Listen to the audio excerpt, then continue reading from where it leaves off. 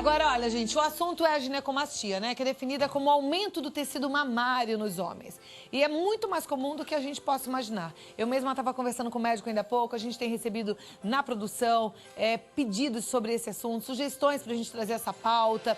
E esse problema pode acometer homens de todas as idades, tá? A ginecomastia pode ser um sinal de doenças graves ou não. E o constrangimento que o paciente sente é o maior motivo que leva esses homens a procurarem uma solução recorrendo a cirurgias. E para falar sobre isso, eu recebo o Dr. Alexei Carrijo, que é cirurgião plástico, especialista em cirurgia plástica pela Sociedade Brasileira de Cirurgia Plástica. Ele está aqui em São Paulo, mas é lá de Uberlândia, não é isso? Boa tarde. Muito obrigada, bom recebê-lo. E melhor ainda a gente poder levar esse assunto até o telespectador. Então, a ginecomastia, primeiro para eu entender, tem alguma causa dela aparecer? Então, Cláudia, a ginecomastia, do grego, o próprio nome significa mama feminina. A definição é um desenvolvimento de um tecido glandular, um tecido mamário masculino. Existem épocas da vida do homem que fisiologicamente o homem pode desenvolver a ginecomastia. No recém-nascido, provavelmente por hormônios que passam da mãe para o bebê. Na puberdade, devido a uma desregulação hormonal, um desequilíbrio entre os hormônios masculinos e femininos. E no idoso, por também doenças fisiológicas, problemas fisiológicos. Tá, e a única forma de corrigir esse problema é através da cirurgia ou tem como reverter mesmo sem fazer cirurgia?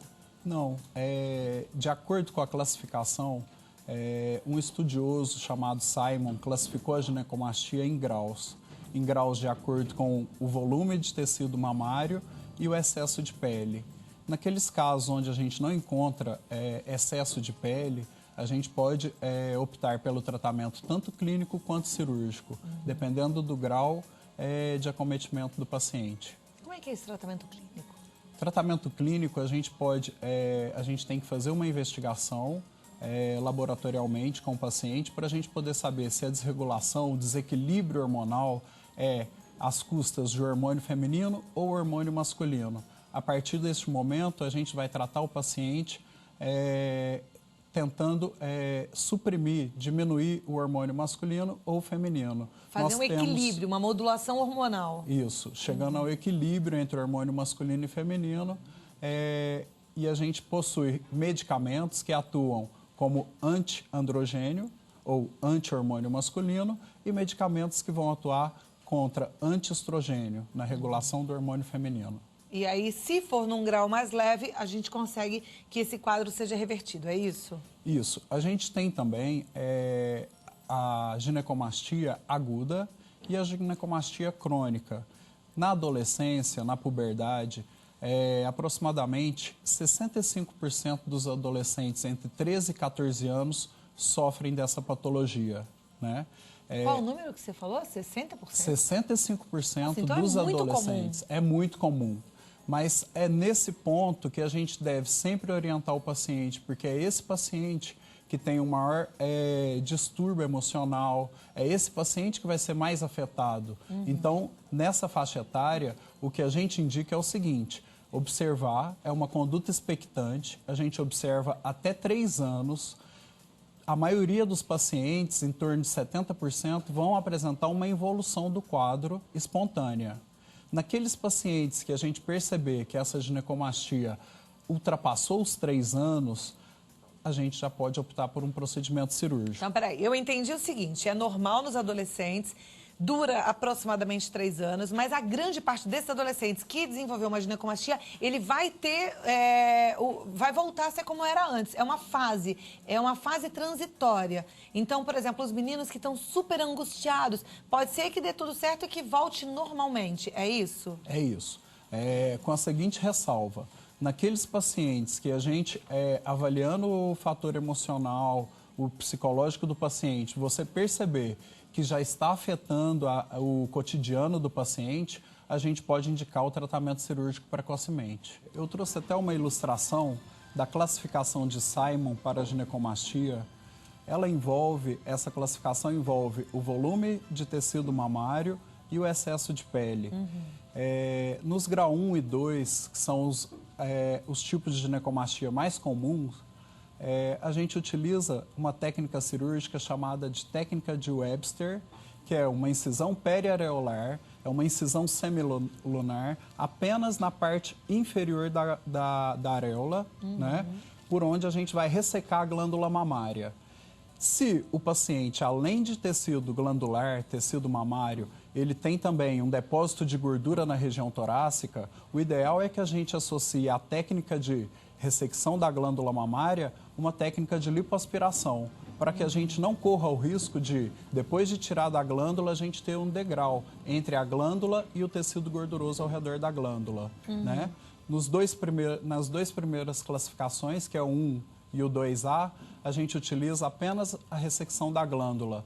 Já no 2B e no 3, a gente utiliza da ressecção da glândula e da ressecção do excesso de pele também, no mesmo procedimento cirúrgico. E depois o resultado fica bom, porque assim, quando faz-se uma lipoaspiração, tira a gordura, pode ser que fique flácido ali. E aí os meninos não querem, né? Eles querem ter um peitoral forte, bonito, definido. Fica bom o resultado? Fica muito bom, porque essa pele, a gente deve lembrar que a maioria dos pacientes são pacientes jovens, que possui um certo grau de colágeno nessa pele e no pós-operatório essa pele retrai, né? E utilizando também da lipoaspiração, a gente consegue dar uma uniformidade maior na região torácica, sendo que a gente não deixa nenhum desnível e uma simetria melhor. Essa cirurgia tem cobertura pelo SUS? Essa cirurgia tem cobertura pelo SUS para os graus mais avançados, a partir do 2B e 3, né? E pelos convênios também. E é uma cirurgia demorada ou ela é rápida? É uma cirurgia considerada de pequeno porte. A gente pode utilizar tanto de anestesia geral ou anestesia local e sedação. E o tempo da pessoa ficar bem, de recuperação? Tempo de pós-operatório, eu diria que o paciente vai ficar com um dreninho, né, na região para poder tirar o excesso de sangue que está sendo juntado ali pelo procedimento cirúrgico. Entre 2 e 3 dias com dreno, com 7 dias a gente consegue tirar os pontos e o paciente tem que usar uma malha compressiva por até 30 dias de pós-operatório. Ok. A Zilma Figueiredo Leite, de São Paulo, gostaria de saber se tem algum lugar que faz a cirurgia pelo SUS, você pode indicar algum lugar. O filho dela está com depressão, em cima da cama, deve estar num grau bem forte de depressão por causa desse problema. Tem algum lugar aqui em São Paulo? Eu orientaria a mãe desse paciente procurar um serviço público do tipo Hospital das Clínicas ou, se não, um serviço municipal, que é o AME Especialidades, no ambulatório de cirurgia plástica. Perfeito. E Zilma, de olho nessa depressão, porque depressão a gente já falou tanto aqui, precisa de um acompanhamento com psiquiatra, com psicólogo também, se é uma depressão séria, como você está colocando aqui, às vezes precisa até do uso de medicamento. Então leva o seu filho no médico, não dá bobeira não, porque eu sei que ele deve ser seu bem mais precioso, né? Então corre atrás que tem solução, não é, doutor? Tem sim. A Rita de Cássia Rocha da Silva, ela diz que tem um irmão que faz tratamento para depressão e ansiedade, e tomou um medicamento chamado Equilidec, que fez as mamas crescerem. A médica mandou suspender o uso, mas agora ela queria saber se é reversível, porque ele ficou com a mama aumentada. Nesses casos, se trata de um caso de um paciente que teve a ginecomastia, ela se desenvolveu a partir de um medicamento. Provavelmente esse medicamento tinha algum hormônio sintético. A primeira coisa é suspender o medicamento. Nesse paciente, provavelmente, teremos que fazer exames laboratoriais para poder afastar outras patologias que também poderiam causar a ginecomastia, como insuficiência hepática, uso de drogas. Existem outros fatores que podem levar à ginecomastia. E aí, depois de todo esse screening de exames laboratoriais, a gente poder indicar corretamente o procedimento cirúrgico. Perfeito. A Renata Vicente, de São Paulo também, ela tem um filho com 14 anos, percebeu que a partir dos 12 ele estava com o aumento das mamas. Hoje isso está causando um grande constrangimento, afetando a vida social dele. O que ela pode fazer nesse caso? No seu caso, Renata, como seu filho já tem 2 anos que desenvolveu a ginecomastia, isso já está tendo uma repercussão psicológica no adolescente. a gente já pode seguramente indicar o procedimento cirúrgico. Já pode ser cirúrgico, né? Sim. Existe algum perigo se a pessoa não se incomodar, se não afetar psicologicamente, ela mantiver esse problema, a ginecomastia, a mama aumentada, existe algum perigo disso virar uma doença, afetar a saúde de uma forma geral ou não? Cláudia, definitivamente a ginecomastia, ela não se transforma em nenhuma neoplasia, em nenhum câncer, tá? E a gente sabe que apenas 1% dos cânceres malignos no sexo masculino são de tecido glandular mamário. Então, assim, o transtorno maior para o paciente é o transtorno emocional, é o psicológico do paciente que está na puberdade, no momento da vida que ele tem a vaidade, está à flor da pele. A maior importância mesmo é psicológica. Ok.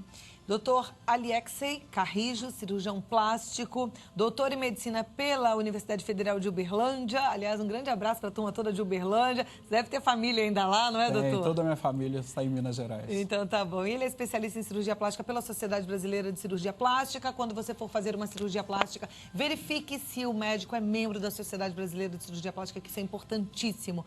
E um contato para você, plasticabr.com.br ou o telefone 0 operadora 11 3798 4655. Muito obrigada pela sua presença, por nos ajudar a entender um pouquinho mais o que é a ginecomastia e também deixar aí uma luz para quem está precisando de uma ajuda. Foi Obrigado ótimo, você, viu? Cláudia. Até a Muito próxima prazer. oportunidade. Prazer é meu. Obrigado. Obrigada.